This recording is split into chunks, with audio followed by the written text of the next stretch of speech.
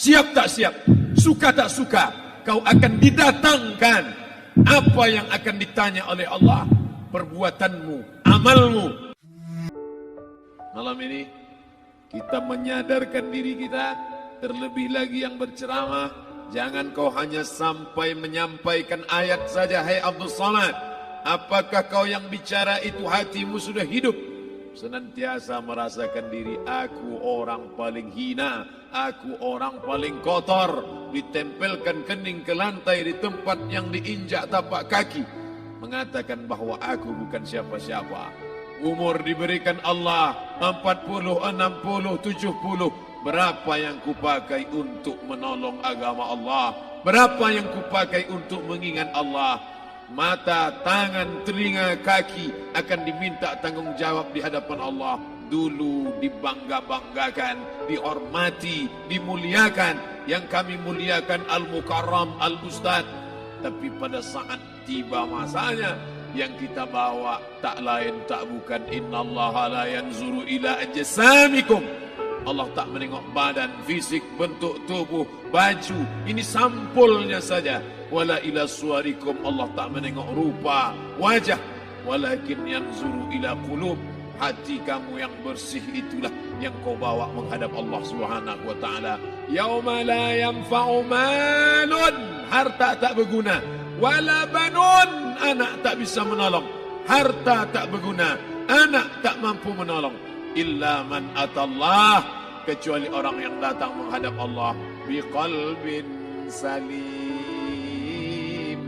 dengan hati yang bersih, hati yang tulus, hati yang memercikkan cahaya iman, hati yang bersih dari hasad, busuk hati, sum'ah, riya, takabbur.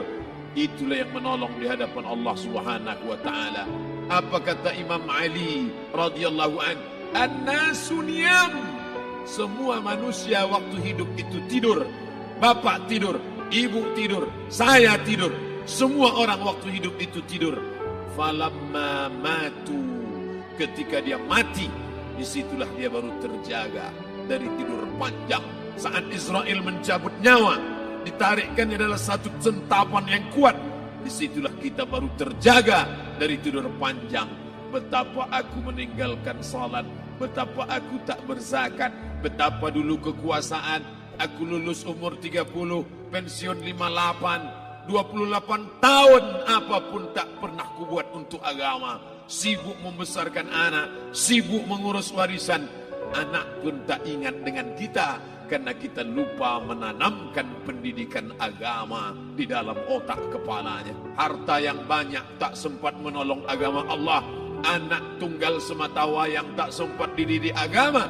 Istri meninggalkan dalam keadaan stres susah hatinya karena dia tak diajarkan sabar menerima ridha ketetapan takdir Allah.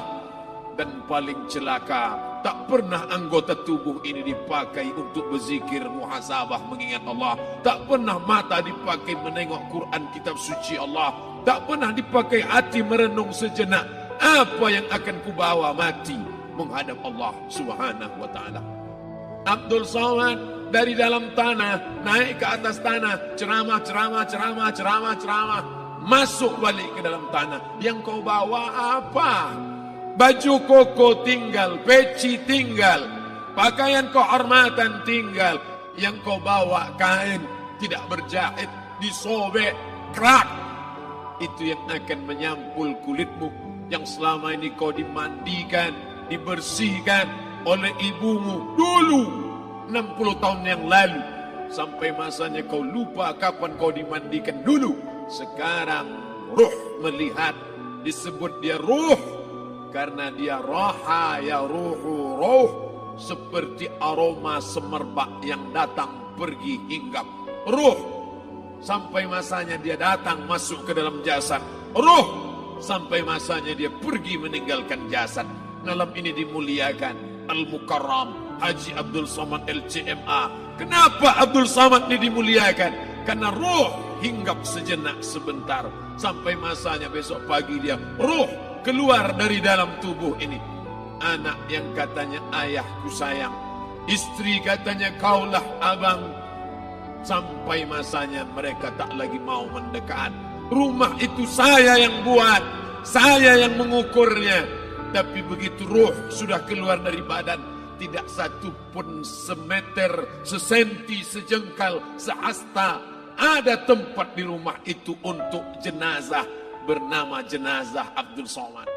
Mana kawan, sahabat, andai tolan, anak menantu, teman sekantor, semuanya pergi meninggalkan. Yang tetap dibawa, kalau pernah kaki melangkah salat berjamaah di masjid, kalau pernah tangan mengusap kepala anak yatim, kalau pernah tangan mengucap subhanallah. Nanti di akhir tausiah kita akan berzikir, munajat, muhasabah diri, berdoa, mengenang apa yang akan kita bawa menghadap Allah Subhanahu wa taala. Datang malaikat membawa kain kafan dari cahaya, akan menyambut ruh yang mulia. Hadis riwayat Ahmad bin Ambal dalam kitab Al-Musnad, turun malaikat berlomba-lomba membawa kain putih dari cahaya, menunggu ruh akan keluar. Ruh menetes seperti embun di ujung daun. Daun tidak bergoyang, ranting tidak patah.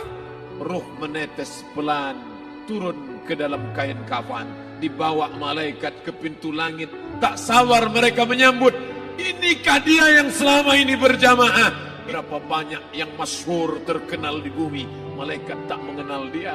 Ini ruh siapa? Tapi ini bukan LCMA, dia bukan ustaz, dia bukan ulama, tapi imannya dalam, kekuasaan dipakai menolong agama Allah. Ruhnya keluar di bawah, semua malaikat mengucapkan salam. Inilah orang yang selama ini kami tunggu-tunggu, catatannya sudah lama. Setiap pagi petang, malaikat subuh membawa catatan namanya, malaikat malam membawa catatan namanya. Kami merindukannya.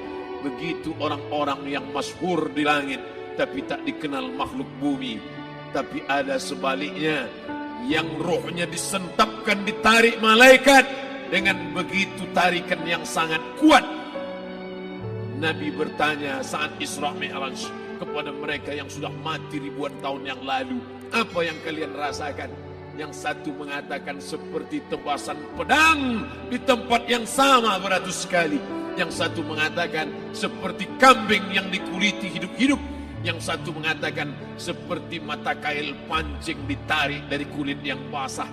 Maka kita berdoa setiap selesai salat, Allahumma hawwin alaina, ringankan kami ya Allah, fi sakaratil maut, di saat sakaratul maut yang amat sangat menyakitkan itu. Di saat malam pertama di tempat yang gelap, di tempat yang tak pernah diimpikan oleh orang, tapi kita tetap melewati dan merasakannya. Perlahan-lahan cacing tanah, ular-ulat kalajengking akan menggerogoti kulit yang selama ini dimandikan, selama ini dipakaikan sampo yang mahal, selama ini dioleskan pelembab yang lembut. Tapi ternyata sebelum roh keluar jasad, setelah keluar, dia hanya akan menjadi santapan cacing tanah, hancur berkeping hari demi hari. Yang pertama kali membusuk adalah mata, karena dia berisi cairan. Cairan ini mengering, busuk dan berlubang. Lalu kemudian usus sebulan di dalam tanah, mulai dia menggelembung masuk angin dan dia meletus pecah. Cacing-cacing tanah mulai datang menggerogoti, memakan. Habis, siap tak siap, suka tak suka, kau akan didatangkan. Apa yang akan ditanya oleh Allah? Perbuatanmu, amalmu. Faman ya'mal mithqala dzarratin khairan yarah. Sebesar biji sawi, sebesar ujung rambut, kau aniaya orang, kau makan titik puluh keringatnya. U'tul ajira ajrahu, berikan upah pekerjamu, gaji tukang panenmu, gaji tukang cuci setrikamu. Kau makan, kau tahan 3 bulan. Dia tak menuntut, dia senyum, dia hanya mampu mengadu kepada Allah. Tapi titik peluhnya yang keringatnya, air matanya akan kau balas di hadapan Allah Subhanahu wa taala. Di saat itu tak ada siapa bisa menolong. Hari ini uangmu banyak, kau bayar pengacara handal 1 jam 100 juta, bebas tanpa syarat. Tapi di hadapan Allah semua akan bersaksi. Al-yawma nakhtimu ala, lidah yang selama ini pandai bicara dikunci, ditutup Allah Ta'ala yang akan bicara. Wa tukallimuna aydihim wa tashhadu arjuluhum, kaki akan bersaksi, tangan akan bicara, bima kanu yaksibun, yang pernah dilakukan di masa yang lalu. Mata melihat seolah-olah nyata perbuatan itu pernah dilakukan dulu. Kita lupa, kita tak ingat, tapi catatan malaikat terlalu terang benderang. Wa in kullun lamma jami'ul ladaina muhdarun. Catatan dibaca sampai-sampai orang itu tak percaya. Ma li hadzal kitab, kenapa buku catatan saya ini la yughadiru saghiratan, yang kecil-kecil, wala kabiratan, yang besar-besar, ahsaha, semua tercatat dalam buku catatan yang nyata. Dalam surat Al-Isra apa kata Allah? Iqra. Hari ini kalau dikatakan Iqra baca Quran, Iqra baca Yasin, malam Jumat Iqra baca surat Al-Kahfi, tapi sampai hari itu Yasin tak bermakna, Al-Kahfi tak lagi disuruh baca karena hidup sudah berakhir. Iqra, baca. Apa yang kau baca? Kafa binafsikal yawma alaika hasiba. Baca buku catatan amal. Sampulnya dosa, isinya dosa. Catatan kakinya dosa, sampul penutupnya dosa, bibliografinya dosa. Sampai ia pun tidak percaya, kenapa aku hidup hanya dosa saja. Saat itu dia mendengar teriakan azab, saat itu dia menyaksikan pekikan teriakan sakitnya siksa. Rabbana, ya Tuhan kami, farji'na, balikkan lagi kami ke dunia. Rabbana, ya Tuhan kami, absarna, mata kami sudah melihat azab. Wasami'na, telinga kami sudah mendengar sakitnya, pekikan, teriakan, jeritan. Farji'na, balikkan lagi kami ke dunia. Na'mal salihan, kami ingin amal saleh, kami ingin bantu masjid, kami ingin sekolahkan anak yatim, kami ingin muliakan fakir miskin, kami ingin bantu panti jompo. Farji'na, balikkan lagi kami dunia. Kami ingin salat tahajud, kami ingin tahiyatul masjid, kami ingin puasa sunat. Saat itu penyesalan tak lagi berguna. Na'mal salihan, kami ingin amal saleh. Andai kau beri kami tenggat waktu ya Allah, laula akhartani, kalau kau beri aku waktu, ila ajalin qarib, aku tak minta hidup 1000 tahun, ila ajalin qarib, sebentar saja kau hidupkan aku ya Allah. Di situ orang baru tahu apa yang pernah dilakukan dulu, yang di masa lalu tak ada cara lain kecuali malam ini kita bertaubat, taubat nasuha, mandi, solat sunat taubat. Ma min muslimin yuznibu zamban, ada orang silap, khilaf, buat dosa, salah. Siapa yang tak pernah salah? Sedangkan datuk moyang kita Adam pun salah, tapi dia mengetahui, sadar salahnya. Dia berdoa, Rabbana zalamna anfusana, kami sudah menzalimi diri kami.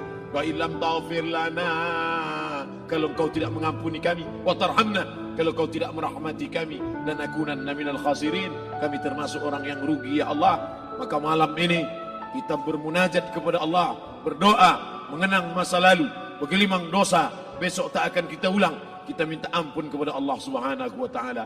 Astaghfirullahalazim. Astaghfirullahalazim. Astaghfirullahalazim.